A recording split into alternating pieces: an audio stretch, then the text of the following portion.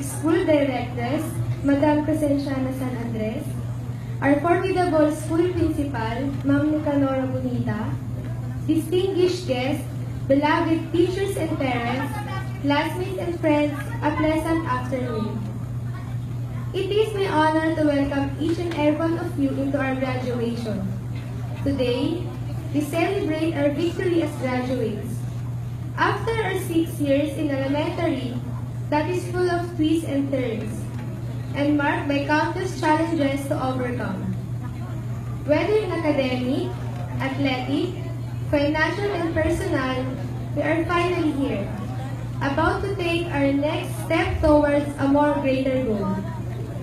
It is an achievement for each and every one of us to have made it here today.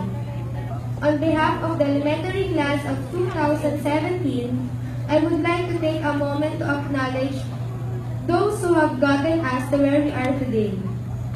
Because no matter how smart and good we are, none of us would be here without them. Thank you to our parents, my parents especially for their never-ending support. To our grandparents, especially to my lolo, who has always been my constant tagahatid and tagasundo ever since nursery. Our teachers and classmates, who serve us our inspiration and sometimes our source of perspiration. We cannot thank you enough. To my fellow graduates, always remember, what feels like the end is often the beginning. As we march out into the border world and cast away our toga, we must realize then that our graduation day is not the end but a new beginning.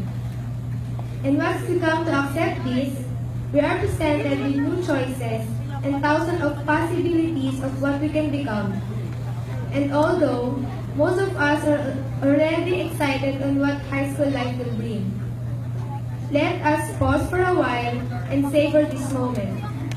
As we proceed into our graduation rites this day, I can only say good luck and congratulations to all of us.